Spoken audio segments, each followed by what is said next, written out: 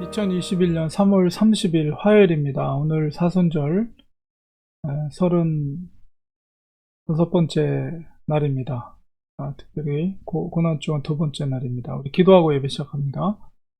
하나님 감사합니다. 오늘도 새로운 한 날, 특별히 고난주간을 맞이하여 주님의 고난과 죽으심을 묵상하고 있습니다.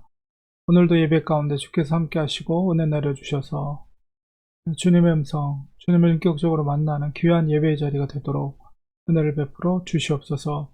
예수님의 이름으로 기도합니다. 아멘. 시간에 찬송가 298장 다 같이 찬송 올려드리겠습니다.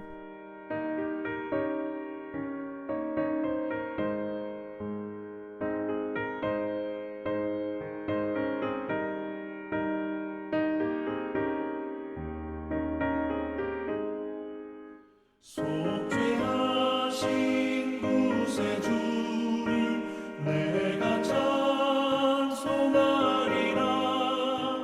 내게 자유 주시려고 주가 고난당했네. 그 신사람 찬양하리. 나의 죄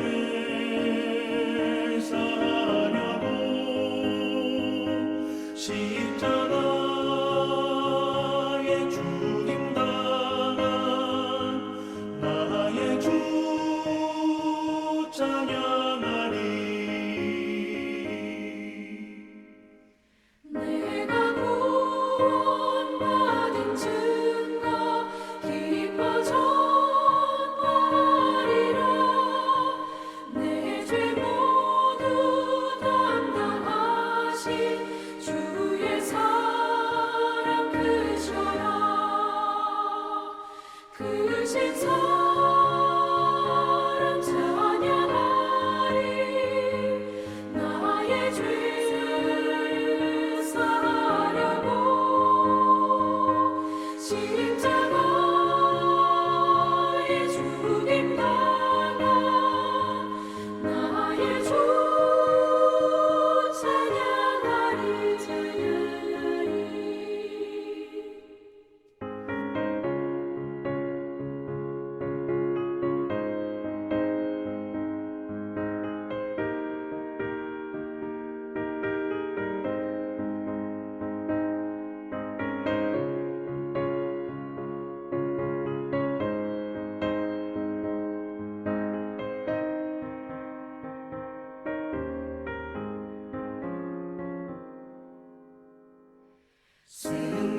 승리하신 구세주를 내가 찬송하리라.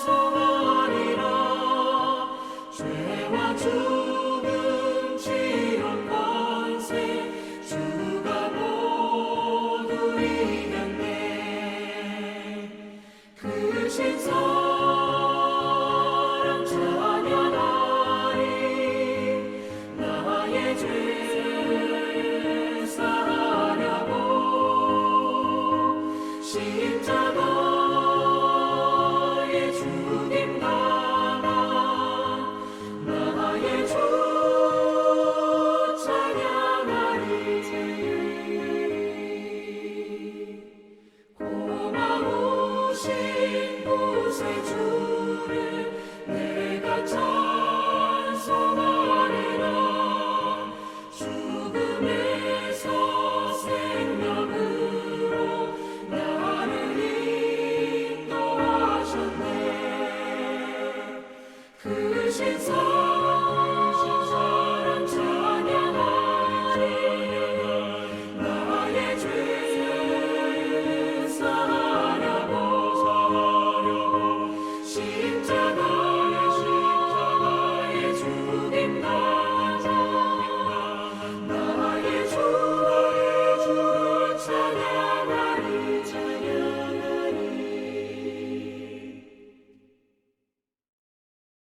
하나님의 말씀 마태복음 26장 47절에서 68절 말씀 보겠습니다. 말씀하실 때 12 중에 하나인 유다가 왔는데 대제사장들과 백성의 장로들에게서 파송된 큰 무리가 칼과 몽치를 가지고 그와 함께 하였더라. 예수를 파는 자가 그들에게 그노를 짜 이르되 내가 입맞추는 자가 그이니 그를 잡으라 한지라. 곧 예수께 나와 랍비여 안녕하시옵나이까 하고 입을 맞추니 예수께서 이르시되 친구여 내가 무엇을 하려고 왔는지 행하라 하신대 이에 그들이 나와 예수께 손을 대어 잡는지라. 예수와 함께 있던 자 중에 하나가 손을 펴 칼을 빼어 대제사장이 종을 쳐 그 귀를 떨어뜨리니 이에 예수께서 이르시되 내 칼을 도로 칼집에 꽂으라. 칼을 가지는 자는 다 칼로 망하느니라. 너는 내가 내 아버지께 구하여 지금 12군단 더 되는 천사를 보내시게 할 수 없는 줄로 아느냐. 내가 만일 그렇게 하면 이런 일이 있으리라 한 성경이 어떻게 이루어지겠느냐 하시더라. 그때 예수께서 무리에게 말씀하시되 너희가 강도를 잡는 것 같이 칼과 몽치를 가지고 나를 잡으러 나왔느냐. 내가 날마다 성전에 앉아 가르쳤으되 너희가 나를 잡지 아니하였도다. 그러나 이렇게 된 것은 다 선지자들의 글을 이루려 함이니라 하시더라. 이에 제자들이 다 예수를 버리고 도망하니라. 예수를 잡은 자들이 그를 끌고 대제사장 가야바에게로 가니 거기 서기관과 장로들이 모여 있더라. 베드로가 멀찍이 예수를 따라 대제사장의 집 뜰에까지 가서 그 결말을 보려고 안에 들어가 하인들과 함께 앉아 있더라.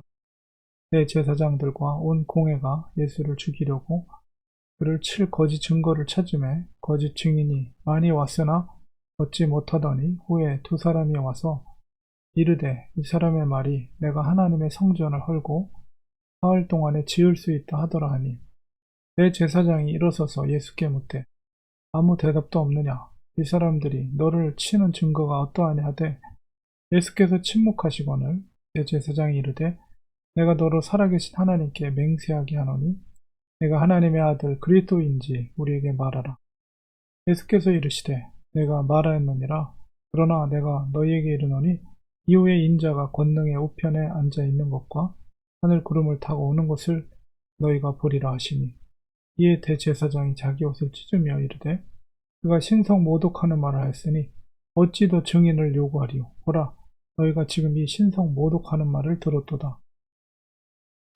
너희 생각은 어떠하냐. 대답하여 이르되 그는 사형에 해당하니라 하고 예수의 얼굴에 침 뱉으며 주먹으로 치고 어떤 사람은 손바닥으로 때리며 이르되 그리스도야 우리에게 선지자 노릇을 하라. 너를 친 자가 누구냐 하더라.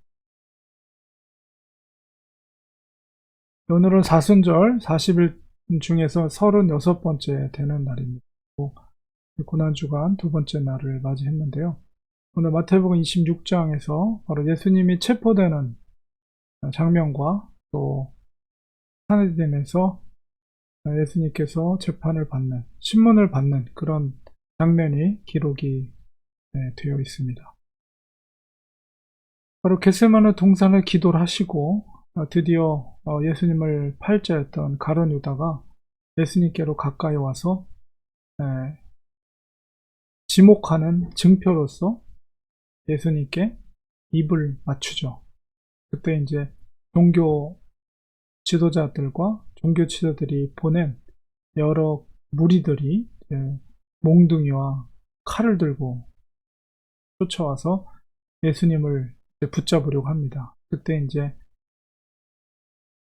여기 251절에는 마태는 함께 있던 자 중에 하나가 손을 펴서 칼로 대제사장이 총을 쳐서 그 귀를 떨어뜨렸다 이렇게 했지만 다른 복음서에 보면 말고 대제사장의 종의 이름이 말고였고 귀를 쳤던 사람이 바로 베드로였죠. 예수님께서 그 말고의 귀를 치유해 주셨고 또 52절에 칼을 집어넣어라. 칼을 가지는 자라 칼로 망할 것이다. 이렇게 예수님 말씀하십니다. 그리고 하시는 말씀이 내가 구하면 아버지께 구하면 12군단 바탈리온 한 군단이 바탈리온 하는 그 6,000명 정도 되거든요. 12군단이면 7만 2천 명 정도가 돼요. 천사들 7만 2천 명을 동원해서 무력으로 이걸 진압할 수 없을 것 같냐. 내가 원한다면. 그렇게 할 수 있는 권능과 권세를 가지신 분임을 이제 제자들에게 이야기를 하지만 이제 54절에 만약에 그렇게 하면 이런 일이 있으리라 한 성경이 어떻게 이루어지겠느냐. 우리가 이 마태가 포커스를 두고 있는 건 뭐냐면 예수님께서도 반복해서 말씀하시는데 바로 구약에 예언되어진 예언의 말씀이 성취되어지는 사건들이다라는 것을 계속 반복해서 강조를 합니다. 다른 복음서에 비해서. 그만큼 예수님의 이 되어지는 일들과 예수님께서 짊어져야 될 십자가 사건, 그 과정 속에서의 그 순환과 고난, 이런 것들은 다 이제 이사야라든가 그런 구약의 말씀들의 성취라고 이제 예수님이 친히 말씀하고 있죠. 56기라도 역시 마찬가지로 선지자들의 글을 이루려 합니다. 그러니까 원래 예루살렘에 입성했을 때, 성전에 입성했을 때 얼마든지 예수님을 잡을 수 있는 더 좋은 찬스가 있었는데 잡지 않은 것은 바로 선지자의 글을 이루려고 함이라. 그러니까 예언의 말씀이 성취되게 하기 위함이다. 이렇게 말하고 있고, 이 56절 맨 끝에 보면 제자들이 다 예수를 버리고 도망합니다. 이것도 예수님께서 앞서서 말씀하신 감람산에서 처음으로 제자들에게 말했던 말이 뭡니까? 너희들이 다 나를 버리고 도망갈 것이다. 그 말씀이 그대로 시간 얼마 안 있다가 그대로 그것이 성취된 것을 보게 돼요. 그러니까 구약의 말씀, 그리고 또 예수님께서 하신 제자들에게 한 예고의 말씀들이 그대로 다 일치하며 성취되고 있는 것을 보게 됩니다.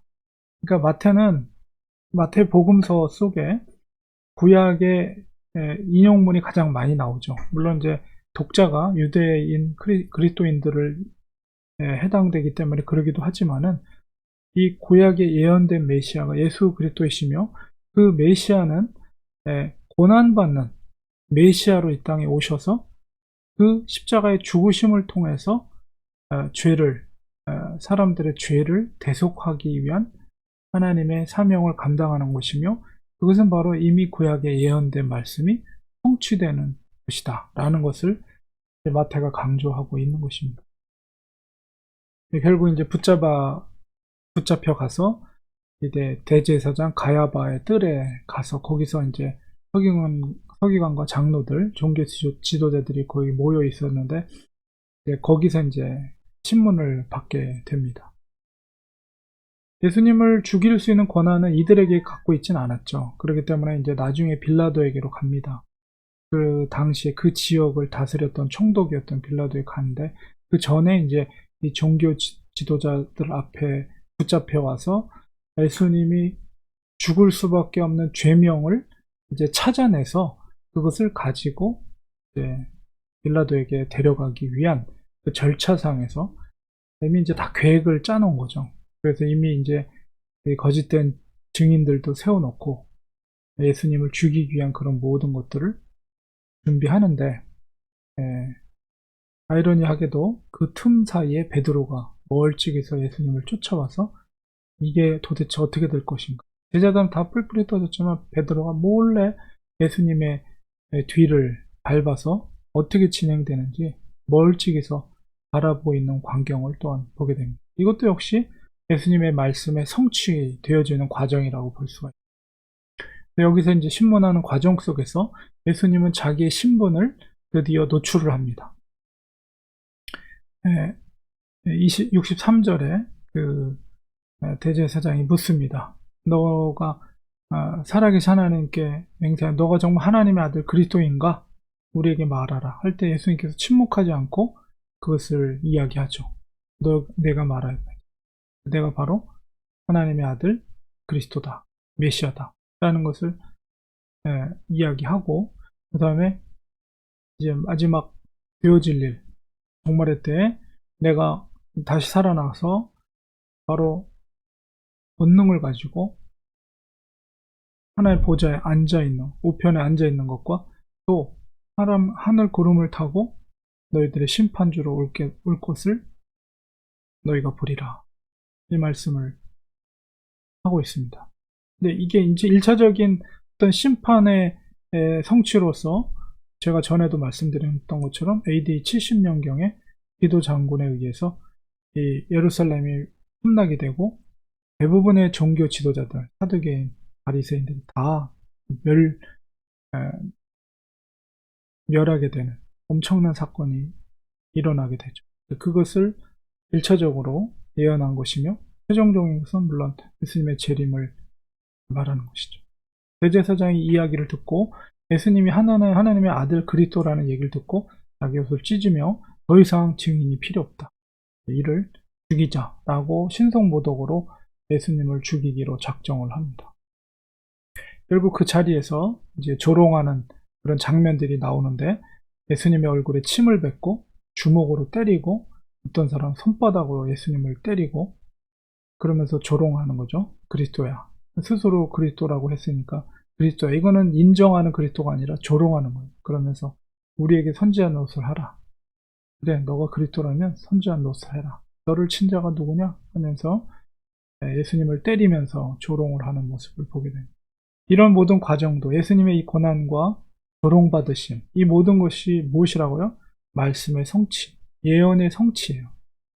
그러니까 우리가 이런 걸 생각할 때 주님은 약속한 것은 그리고 말씀하신 것은 반드시 이루어진다는 거예요. 예수님의 아직 이루어지지 않은 약속의 말씀이 뭡니까? 내가 다시 올 것이다. 그때가 오면 너희들을 심판의 주로 오실 것이다. 예수님의 재림의 약속.